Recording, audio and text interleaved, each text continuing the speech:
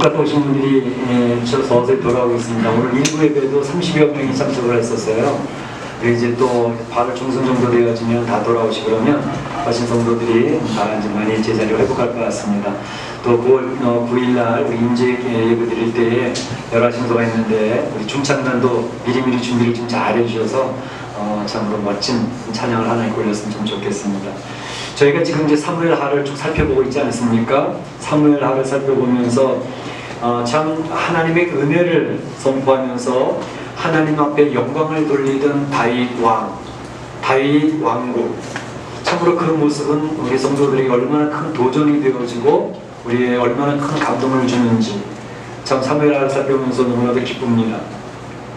그런데 오늘 11장에 와서 그렇게 하나님께 영광을 돌리고 하나님을 선포하던 다윗이 큰 충격적인 죄악을 저지르는 그 현장을 보여주고 있습니다. 아니 어떻게 이런 일이 벌어질 수 있을까? 성도들은 많이 혼돈스러워합니다. 그런데 우리 하나님께서는 이 죄악이 저질러진 현장을 숨기시지 않습니다. 있는 그대로 다 드러내고 아주 적나라하게 그 성도의 창피한 모습을 다 드러내고 있는 것을 보여줍니다. 그것을 통해서 하나님은 우리 현재 생활하고 있는 성도들에게 귀한 메시지를 전하고 교훈을 주고자 하시는 뜻이 분명한 것이죠. 그래서 오늘 말씀의 제목을 죄악이 저질러지는 현장이다 라고 하는 제목을 정해놓고 하나님의 메시지를 듣고자 하는데요. 특별히 오늘 11장에서 보여주고 있는 세 사람의 주목을 하면서 말씀을 살펴보려고 합니다. 그 세 사람은 첫째로는 다윗이고 두 번째로는 바세바고 세 번째로는 우리야. 이 세 사람을 살펴보면서 하나님 우리에게 오늘 어떤 말씀을 전해주고 싶어 하실까라는 것을 생각해 보고자 하는 것입니다. 먼저는 다윗입니다.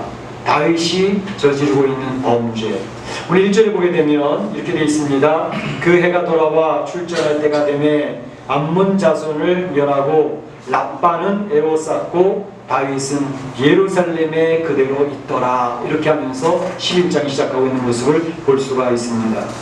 우리가 사무엘하를 살펴보면서 나하스의 아들 한운이 나하스 왕이 죽고 난 다음에 아버지 뒤를 이어서 왕이 오르지 않았습니까?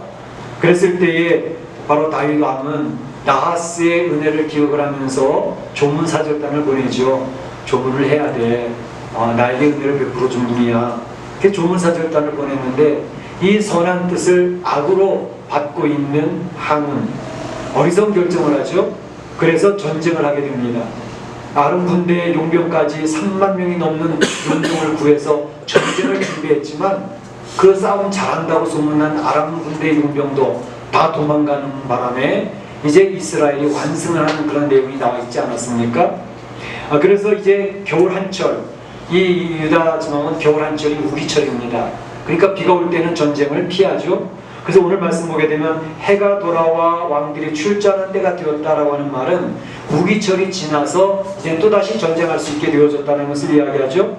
그래서 이제 암몬 수도였던 랍바를 완전히 포위하고 정복하기 일보 직전까지 가 있는 상황입니다. 이제는 요압 장군만으로도 이 암몬을 완전히 굴복시킬 수 있는 그런 상황이 되어져 있던 것이죠. 그래서 다윗은 출전하지 않았습니다. 예루살렘에 머물러 있었습니다. 그런데 그때에 언약궤는 어디 있었느냐 하면 바로 전쟁터에 암몬 랍바상 포위하고 있는 그 전쟁터에 언약궤가 가 있었던 것이죠. 그런데 이것은 굉장히 중요한 상징을 보여주고 있습니다. 이를테면 언약궤라고 하는 것은 하나님의 말씀에 대한 상징이잖아요. 또 하나님이 임재하신다는 것의 상징이잖아요. 그 언약궤가 전쟁터에 있는데 다윗은 그 하나님의 말씀과 하나님의 임재의 상징인 언약궤하고는 떨어져 있다는 것을 이야기함으로써 귀한 상징을 암시하고 있습니다. 다시 말하면 다윗이 하나님의 임재, 하나님 말씀으로부터 멀어져 있는 영적인 상태를 암시하는 그런 내용이 들어가 있는 것이죠. 사실은 다윗은 우리가 살펴봤던 것처럼 하나님의 말씀을 얼마나 사모했던 사람인지 알 수가 없습니다. 하나님의 임재를 그렇게도 구했던 사람입니다. 그래서 어느 때든지 하나님 말씀 앞에 나아갔고 하나님 말씀을 가장 중요시 여겼고 그 다윗 왕국을 세우면서도 먼저 생각했던 것은 언약궤를 모셔와야 된다. 언약궤를 시온성에 모셔야 돼. 우리 왕국이 이렇게 있는데 하나님의 언약궤가 이렇게 초라하게 있으면 안 된다. 그래서 언약궤를 얼마나 애지중지했던 다윗 왕입니까?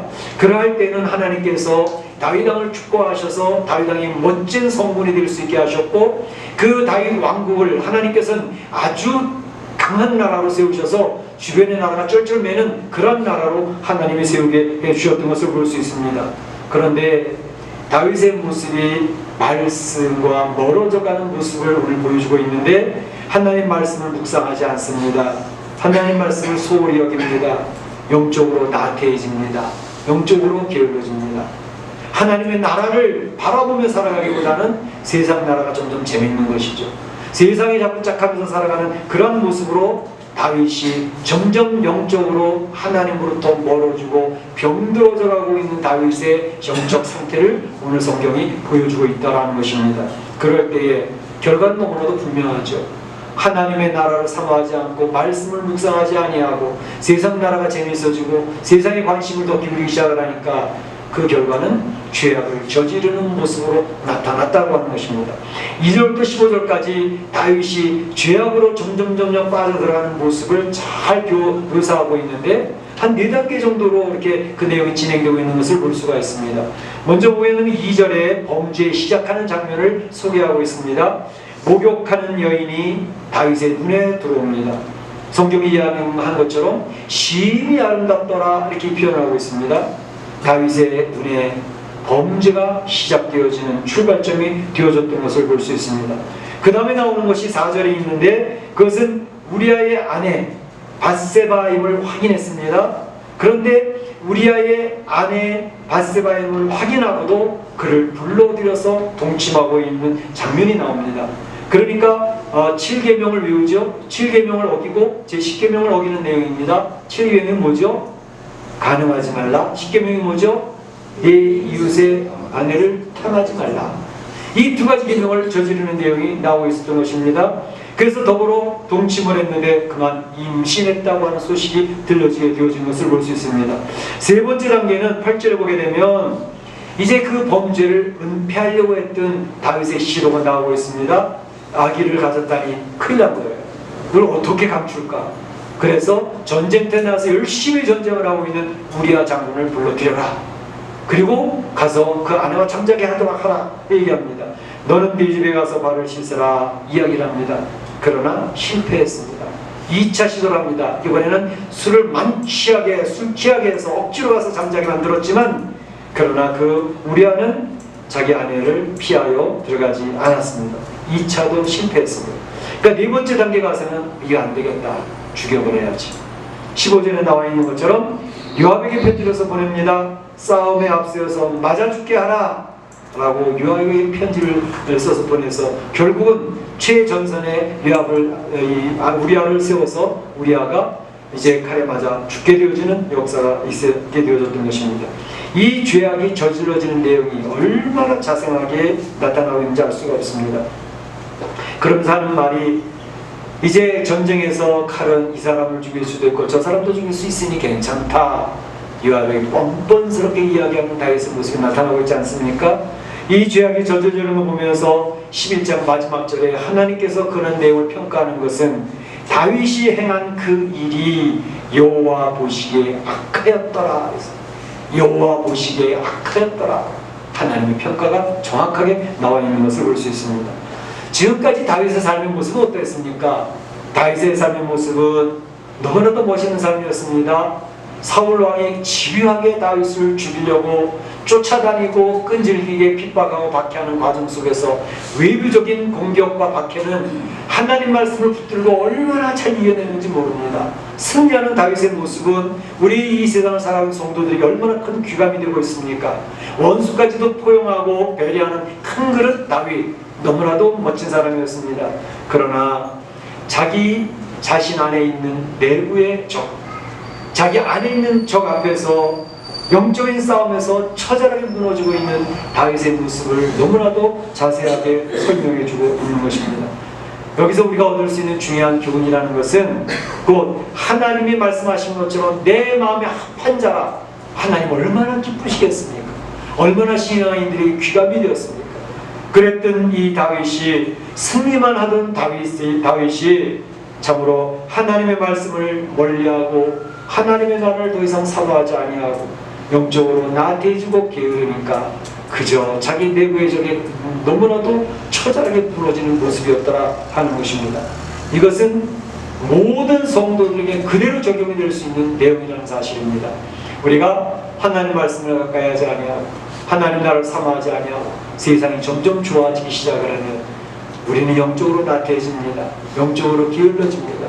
그러면 우리는 다윗이 저질 것과 같은 똑같은 아니 그 이상의 범죄를 얼마든지 죄악을 저지를 수 있는 존재라는 사실을 인식하고 인정할 필요가 있다라고 하는 사실입니다. 우리가 신앙생활을 하면서 내 옛날 신앙은 대단했어 라고 할 수 있습니다. 나는 개척교회도 세웠거든. 교회당도 멋지게 지어냈어. 내가 헌금도 얼마나 많이 했는데 나 금요기도를 하며 참으로 하나님 앞에 울며 그렇게 멋진 신앙인으로 살았어 라고 옛날에 신앙을 생각할 수 있습니다. 굉장히 귀한 것입니다. 그런 귀한 헌신을 하나님 기쁘시하는 일입니다. 그러나 기억할 것이 있습니다. 옛날의 계급장이 지금 현재 나의 영적인 상태를 보장하는 것은 아니라고 하는 사실입니다. 항상 우리는 지금 현재 나의 신앙은 어떠하냐 라는 것을 체크하고 진단해 볼 필요가 있다고 하는 것입니다. 과거에 잘했던 것이, 과거에 헌신하고 충성했던 것이 지금 현재 나의 신앙을 보장하고 개런티하는 것은 아니라는 사실을 항상 기억하고 명심할 필요가 있다고 하는 것입니다. 우리가 젊을 때에 건강하지 않습니까? 20, 30대에 대부분 다 건강합니다. 근육도 있습니다. 그런데 그 20, 30대에 건강했던 내 몸, 근육이 있었던 내 몸, 그것이 현재도 건강이, 그때 건강했으니까 지금도 건강하다? 맞지 않잖아요? 개런티가 아니잖아요? 그것은 바로 건강할 때 먹는 음식물부터 시작해서 운동하는 것을 비롯해서 열심히 건강관리를 해준 사람이 현재 계속 건강할 수 있다고 하는 것을 의미합니다. 영적인 상태도 동일합니다. 영적으로도 옛날에 내가 예수님을 처음 만날 때 눈물을 흘리며 밤새도록 기도하며 하나님 앞에 너무 고마워서 그 참 돌아다니면서 전도하고 했던 그 뜨거움이 있었다고 해서 지금 현재도 역시 영적으로도 건강하다? 그렇지 않더라는 것입니다. 현재의 영적인 건강성도 유지를 시켜줘야 됩니다. 하나님 말씀을 계속 묵상해야 됩니다. 암송해야 됩니다. 그 말씀 앞에 나를 쳐서 복종시키는 훈련이 되어져야 됩니다. 기도를 함으로써 주의 능력을 덧입고 하나님이 원하시는 삶을 살아가는 성도가 되어질 때에 우리가 영적으로 건강성을 유지할 수 있는 것이지, 그렇지 못하다면 우리는 한순간에 무너집니다. 내 안에 있는 죄성이 얼마나 강한지 우리 알고 있지 않습니까? 항상 내 발목을 붙들고 나를 쓰러뜨려 넘어지는 그렇게 하는 모습을 얼마나 많습니까? 그래서 오늘 다윗의 무너지는 모습을 보면서, 외적으로는 강했는데 내적으로 처참하게 무너지는 모습을 보면서 우리는 다시 한번 다짐을 해봅니다. 하나님, 세상을 사랑하기보다 하나님 나라를 더 사랑하게 해주세요. 주의 말씀을 놓지 않고 묵상하며 주의 말씀을 붙들고 생명같이 붙들고 이 세상에서 승리할 수 있는 신앙, 내 영적으로 나태함과 게으름에 빠지지 않도록 도와주세요. 다짐할 필요가 있는 줄로 믿습니다. 그렇게 되시기를 축복합니다. 두 번째로 생각할 것은 밧세바의 모습입니다. 밧세바 2절에 보게 되면 왕궁 옥상에서 다윗이 권위를 나가 한 여인이 목욕을 하는데 듣게 되어 있습니다. 밧세바는 왕궁 옥상에서 내려다 보이는 곳에서 목욕을 하고 있었습니다. 어떤 성경학자들은 이것을 보면서 그 밧세바가 다윗 왕을 의식하고 그곳에서 혹시 목욕한 것이 아닐까라고 하면서 의혹을 제기하기도 합니다. 그러나 이것은 그렇게 바른 관점 같지는 않습니다. 왜냐하면 만약에 밧세바가 그렇게 했다라면 성경에서 분명히 밧세바를 향한 죄를 지적하는 모습이 나왔을 것이지만 성경에서는 그것을 발견할 수가 없는 것입니다. 만약에 밧세바가 다윗의 시선을 의식하고 그것을 목욕을 하고 있었다 할지라도, 만약에 다윗이 영적으로 건강하였더라면, 영적으로 건강하다면 여인의 벗은 몸을 보고도 충동을 이겨낼 수 있는 건강성을 가지고 있었을 것입니다. 그렇기 때문에 죄악을 저지르는데 다윗이 그 죄악의 원인을 여인에게 돌릴 수가 없다라고 하는 사실입니다. 죄악을 저지른 것은 철저하게 다윗이 이겨내지 못한 것에 의한 결과로 나왔다고 하는 것입니다. 요즘에 우리 한국의 송영무 국방부 장관이 구설수에 많이 오릅니다. 뭐 김사건을 비롯해가지고 이 국방부 장관을 해임시킬까 말까 뭐 그런 이야기가 들려지고 있는데, 그 얼마 전에도 구설수에 올랐었죠. 군대 내 여러 가지 성범죄 문제가 계속 나오니까 그 지휘관들과 그 문제를 놓고 이야기를 하고 교육을 시키는데, 그 장관이 뭐 와전인지는 몰라도 이야기하기를 성범죄가 이루어지는 데서는 여성들의 책임도 있다라는 말을 해가지고 여성단체로부터 큰 곤란을 겪고 그것을 해명하느라 굉장히 땀을 뺐습니다. 그런데 바로 이와 같이 죄를 저지르는 데 있어서 여성에게 책임을 돌리는 것, 자기의 책임입니다. 그런데 밧세바가 다윗 왕의 부름을 받고 동침하게 되었던 내용을 보면서 한 가지 한번 생각해 볼 부분이 있다는 생각이 듭니다. 뭐냐 하면 4절에 보면 이런 얘기가 있습니다. 다윗이 전령을 보내어 그 여자를 자기에게로 데려오게 하고 그 여자가 그 부정함을 깨끗하게 하였으므로 더불어 동침함에 그 여자가 자기 위집으로 돌아가니라, 이렇게 얘기했습니다. 다윗이 전령을 보내 그 여자를 자기가 오게 하였습니다. 이때는 이미 그 여자가 누군지 알아보고 그게 우리아의 아내 밧세바라는 사실을 확인한 상태입니다. 그런데 그 여자를 데려오너라라고 얘기를 했습니다. 그래서 그 여자가 데려왔는데 그 부정함을 깨끗하게 하였으므로 얘기하는 것은 레위기 15장에 보게 되면 여인이 부정을 타다가 깨끗하게 지는 것을 이야기합니다. 그것은 뭐냐 하면 여인이 월경을 하고 제7일이 지난 다음이 되어져야 부정하면서 깨끗해진다는 것을 이야기합니다. 그것을 암시하고 있는 것은 뭐냐 하면 이 여인이 이제 월경 후에 7일이 지나서 임신이 가능한 시기가 됐다는 것을 암시하고 있는 내용입니다. 그러니까 그렇게 함으로써 바로 이 여인은 아기를 가질 수 있는 상황이 되어졌다는 사실을 성경은 언급하고 있는 것입니다. 그런데 문제는 밧세바가 다윗 왕의 동침을 요구받았을 때에 선택의 여지가 없었을까 하는 것을 한번 생각해 봤어요. 다윗 왕이 밧세바에게 같이 자자라고 했을 때 이 여인에게는 선택의 여지가 없었을까? 그것을 거부하지 못했던 이유를 한 3가지 정도 한번 생각해 봤어요. 먼저는, 첫째는 그 왕이 너무나도 강력한 왕의 요구였기 때문에 어쩔 수 없었다라고 생각을 할 수도 있습니다.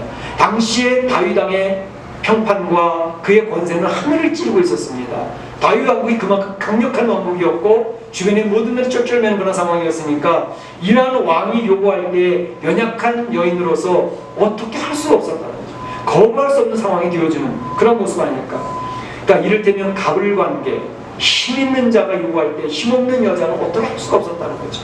요즘 한국 사회의 미투 운동이 그거 아닙니까? 힘 있는 자가 요구하는데 힘없는 사람, 약자는 어쩔 수가 없었다. 연예인의 그 기획자가 요구할 때에 그것에 맞춰줘야 되는 연예인들은 어쩔 수 없이 그들의 요구에 응할 수밖에 없다 라고 하는 것 때문에 그 일로 인해서 연예인이 죽기도 하고 또 문제가 되어지기도 하고 하는 그런 일들이 많이 있지 않습니까? 연예계뿐만 아니라 정치인들도 그렇죠. 정치인들도 나는 비서로서 그 정치, 힘 있는 정치인이 요구하는데 어떻게 피할 수가 없었다. 가불관계다. 힘 있는 자 앞에 우리는 약자일 수밖에 없다. 그걸 얘기하는 거 아닙니까? 그것이 다윗 왕이 힘 있는 자이기 때문에 그 여자가 피할 수가 없었다라고 이야기할 수 있습니다. 두 번째 경우는 이 여자가 가만히 생각해 보니까 이렇게 강력한 왕의 여인이 되어진다면, 그래서 이 강력한 왕과 앞으로 좋은 관계를 유지할 수 있다면 이 여인은 앞으로 미래가 보장되지 않을까? 그런 생각을 해볼 수도 있었겠다는 생각이 들었습니다. 그렇다면 이 여인은 계산을 하는 여인이었고 굉장히 이기심에 의해서 움직여지고 있는, 욕심에 사로잡혀 있는 상황이었다는 것을 생각해 볼 수 있지 않겠습니까? 세 번째로는 이제 이 다윗 왕을 바라볼 때 다윗 왕의 명성은 대단했잖아요. 모든 사람들이 존경하는, 신앙적으로도 존경하는, 그리고 또 전쟁도 잘하는 힘있고 지혜로운 강력한 왕. 그러니까 그 사람에게는 성군이라고 하는 칭호도 붙고, 그리고 그에게는 매력적인 남성으로서 매력을 가지는 사람이었단 말이죠. 그러니까 그 매력에 호감이 가서 또 이 여인이 거절하지 않을 수도 있었겠다라는 그런 생각도 해보게 됩니다. 그런데 어쨌든 어느 이유든지 간에 이 밧세바 여인이 거부할 수 있는 더 멋진 여인이 되었더라면 얼마나 좋았을까라는 생각을 해보게 되는 것입니다. 거절 못했던 원인은 어떤 이유가 됐든지 간에 이 여인의 연약함이었고 허물일 수가 있었겠다라는 그런 생각을 해보게 되는 것이죠. 그런데 이와 똑같은 상황이 성경에 또 하나 소개가 되고 있죠. 누굽니까? 이번에는 남자와 여자의 관계가 바뀌어 있습니다. 요셉의 이야기입니다. 요셉은 그 힘있는 여자 주인 보디발 장군의 아내가 힘이 있습니다. 갑입니다. 요셉은 을입니다. 시키는 대로 다 해야 되는 사람입니다. 그런데 그 보디발 장군 아내가 그 요셉과 동침하기를 원했을 때에 요셉은 단호하게 거부했습니다. 아닙니다. 못합니다. 라고 이야기를 했습니다. 그 요셉의 이 보디발 장군의 아내는 미래까지 보장하지 않습니까? 너 오늘 나하고 할 것만 자면 네 미래는 보장돼 있어. 내가 너의 미래를 책임질 거야. 그래도 싫습니다. 라고 이야기하고 있지 않습니까? 그 모습을 보면서 이 요셉은 감옥에 가고 고생길에 들어가지 않습니까? 그럼에도 불구하고 그렇게 함으로써 요셉은 하나님의 테스트에 통과했습니다. 하나님의 테스트에 통과했던 그는 하나님의 축복과 통로가 되어서 그 민족을 살려내는 사람으로 쓰임받지 않습니까? 그 모습을 보면서 참 바세바에게 안타까운 것은 그런 상황이라고 할지라도 목에 칼이 들어온다 할지라도 거부할 수 있는 멋진 여인이 되었으면 더 좋았겠다. 그렇지만 그에게는 연약함이 있었고 허물이 있었다라는 생각을 해보게 되는 것입니다. 오늘 이 죄악이 저질러지는 이 현장을 보면서 그 결과가 어땠는가 하는 것은 우리가 너무나도 잘 알고 있죠. 바세바가 이렇게 다윗 왕에게 요구에 응함으로 말미암아 그는 11장 26절에 보게 되면 옛날 성경에는 그가 남편의 죽음을 듣고 호곡하였다라 그랬습니다. 오늘 성경에 보면 소리내어 슬피 엉엉 울었다 그랬습니다. 그 남편의 죽음을 듣고 엉엉 울었습니다. 결과는 그의 죄악을 저지른 결과는 슬픔과 비참함이었습니다. 만약에 이 여인이 동침하지 않았더라면 자기 남편이 죽을 이유가 없었습니다. 그런 가정을 지킬 수가 있었습니다. 그러나 그 여인은 결국 이런 비참함과 슬픈 삶을 살아야 되는 여인이 되어졌다는 것입니다. 다윗 측면에서 볼까요? 다윗도 역시 마찬가지입니다. 그 여인과의 하룻밤의 쾌락을 즐거움을 달콤함을 누렸지만 그것으로 인해 가지고 어떤 일이 벌어졌습니까? 자기 아들들 가운데 자기 오빠가 여동생을 범하고 간음하는 그러한 처참한 일들이 그 가정 안에서 생깁니다. 그의 아들 가운데 하나가 자기 아버지를 내쫓고 구테타를 일으킨 일이 벌어집니다. 하나님의 처벌들이었습니다. 그의 왕국, 다윗 왕국, 하나님의 나라를 상징하는 다윗 왕국이 쇠퇴로 기울어지기 시작을 했습니다. 그 죄악을 저지른 결과는 너무나도 분명합니다. 이것을 통해서 우리가 알 수 있는 것은 눈앞에 있는 쾌락을 잡은 결과 미래의 비참함과 슬픔을 생각하지 못하는 그러한 일이 벌어지게 되어졌다는 것입니다. 만약에 우리가 어떤 죄악 앞에 놓여서 선택의 길고에 서 있을 때에 눈앞에 있는 달콤함과 쾌락을 축 잡을 것인가, 아니면 이것으로 말미암은 나의 미래에는 비참함이 있고 슬픔이 있고 깨어짐이 있다고 하는 사실을 미리 인지할 수만 있었다면 그 눈앞에 있는 달콤함에서 벗어날 수 있는 능력과 절제의 힘이 생기지 않을까라는 생각을 해보게 되는 것이죠. 지금의 이 달콤함에 빠져서 이 지금의 쾌락을 내가 잡음으로 말미암아 내 자신이 먼저 무너지고 나의 아내가 슬퍼할 것이며 나의 남편이 슬퍼할 것이며 내 자녀들이 탄식할 것이고 그리고 나의 미래는 힘들어질 것이고 비참한 가치없는 인생이 될 것이라는 생각을 미리미리 할 수 있고 인지할 수 있다면 지금 눈앞에 있는 즐거움을 이겨낼 수 있는 힘이 생기지 않겠는가 하는 것입니다. 미래를 미리 인지하지 못하기 때문에 앞에 있는 것을 잡으면서 그 인생이 망해지는 것을 볼 수가 있습니다. 우리 사랑하는 성도들은 하나님의 주시는 귀한 역사를 기억을 하면서 미래를 예측하면서 눈앞에 있는 즐거움을 이겨내는 성도들이 되시기를 주의 이름으로 축복합니다. 그 다음에 마지막으로 한 가지는 우리아의 일입니다.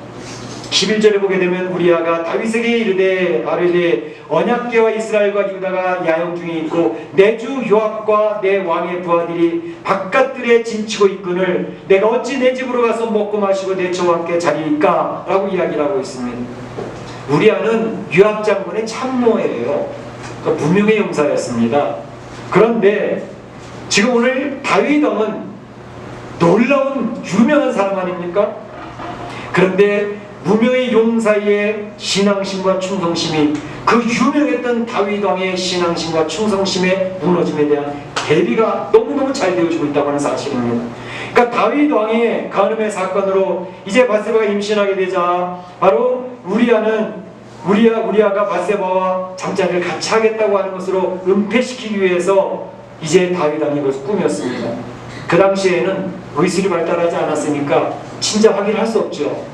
오늘날은 DNA를 끝내주지 않습니까? 친자 확인 소송으로 나타나죠. 다윗 왕의 얕은 꾀에 하나님이 넘어갑니까? 그런데 우리아는 그것을 거부하는 이유가 너무 멋있습니다. 우리아가 거부하는 이유를 두 가지를 얘기합니다. 다윗 왕에게 내 아내와 잠자리에 갔었는 이유는 두 가지입니다. 첫째는 하나님의 언약궤가 지금 전쟁터에 있는데 제가 어떻게 제 아내와 잠자리에 합니까? 내 동료 전사들이 피를 흘리고 있는데 제가 어떻게 가서 내 아내와 쉼을 가질 수가 있습니까? 안 됩니다. 안 합니다. 그때 다윗 왕은 술을 멈추게 하기 위해서 그것을 은폐하려고 애를 써보지만 역시 실패하고 말았습니다. 14절에 보게 되면 다윗이 편지를 써서 우리아 손에 들려 요압에게 보냅니다. 그 편지의 내용은 15절에 나와 있는 것처럼 그 편지에 써서 이르기를 싸움에 앞세워 그를 맞아 죽게 하라. 얼마나 다윗 왕의 그 죄악의 모습이 드러나고 있습니까? 우리아는 그것도 모르고 자기를 죽이라는 편지를 들고 요압 장군 앞에 갖다 전해줍니다. 그리고 결국은 최전선에 배치가 되어져서 칼에 맞아 죽지 않습니까? 우리아가 죽었습니다. 다윗 왕은 뻔뻔스럽게 하는 말이 전쟁 중에서 칼은 이 사람도 죽이고 저 사람도 죽인다. 괜찮아. 다윗 왕의 뻔뻔스러운 모습을 보여줍니다. 바로 이 모습을 보면서 하나님 앞에 충성스럽고 신앙으로 승리하려고 하는 그런 사람들이 죄악을 저지르는 사람들 앞에서 억울하게 비참하게 죽을 수도 있구나. 이 세상은 참 불공정하구나 라는 생각을 해보게 됩니다. 우리가 살는 이 세상에는 불공정함이 많습니다. 부정과 부패가 많습니다. 억울한 사람, 바른 사람들이 억울하게 당하는 일들이 많은 것이 이 세상입니다. 그래서 아벨이 자기 형 가인 앞에 하나님 앞에 제사 바르게 드린다고 맞아 죽지 않습니까? 하나님의 나라를 세우기 위해서 죽으라고 떠나면서 선교하던 바울 사도가 이제 목이 잘려서 이 세상 사람들한테 죽임을 당하지 않습니까? 예수님께서 죄인을 구하시기 위하여 십자가에 나서 수치와 모욕을 당하시면서 처참하게 돌아가시지 않습니까? 그것이 바로 세상입니다. 우리 성도들이 살고 있는 이 세상이 이것이 세상입니다. 그러니까 이 세상을 보면서 성도들은 세상을 살면 살수록 탄식하게 되어져 있습니다. 힘들하게 되어져 있습니다. 세상에서 안식과 기쁨을 누리려고 하는 생각은 애제명히 버리시기 바랍니다. 그래서 성도들의 소망은 하나님의 나라를 그리워하는 것입니다. 하나님의 나라는 이러한 불공정이 없습니다. 이러한 불의가 틈타지 못합니다. 억울한 사람이 당하지 않습니다. 하나님의 나라는 하나님이 100% 통치하는 나라입니다. 그래서 멋진 하나님의 나라에 가서 여러분이 오케스트라와 함께 찬양할 그 나라를 우리는 사모하는 것입니다. 특별히 그 멋진 다윗이 무너지는 모습을 보고 다윗이 바세바의 허물과 연약함을 바라보면서 하나님 앞에 주님을 바라보 신앙생활하던 사람도 이와 같이 그의 죄성에서 무너질 수밖에 없다는 사실을 생각하면서 더더욱 하나님 나라가 그리워집니다. 왜? 하나님 나라가 들어가는 우리 성도들은 하나님 나라 들어가는 그 순간, 우리의 죽음이 오는 그 순간에 우리는 이 죄상의 때와 허물을 싹 벗어버리고 하나님 나라에 슝 하고 들어가는 겁니다. 그래서 하나님을 찬양하는 자리에 있게 되는 겁니다. 그날 얼마나 그리워집니까? 우리가 그렇게도 소망하던 하나님의 사람의 모습으로 화해져서 죄성을 다 벗어버리고 다 내팽개치고 하나님 나라에 따른 그 나라가 우리는 그리워지는 것입니다. 뿐만 아니라 세상에서 당하는 모든 당함이 하나님 나라에 없습니다. 하나님의 위로하심이 있습니다. 하나님이 우리 성도들의 눈물을 닦아줍니다. 그 안에는 기쁨이 있고 웃음이 있습니다. 시기 질투도 없습니다. 다툼이 없습니다. 관계 어려움도 없습니다. 먹고 사는 걱정할 필요도 없습니다. 그게 하나님의 나라입니다. 아멘. 바로 오늘 죄악이 저질러지는 이 현장을 바라보면서 우리는 더더욱 하나님의 나라를 그리워할 수밖에 없는 그런 모습을 보게 됩니다. 우리 사랑하는 성도들, 이 다윗을 같은 죄악 같은 데서도 이겨낼 수 있기를 원하고 바세바 같은 연약과 허물에서도 이겨낼 수 있기를 바라고 세상의 억울함 속에서도 우리는 더 이상 억울해지지 않는 하나님의 나라를 소망하며 살아가는 성도들이 다 되시기를 주의 이름으로 축복합니다. 축원합니다. 이제 다 같이 한 목소리 기도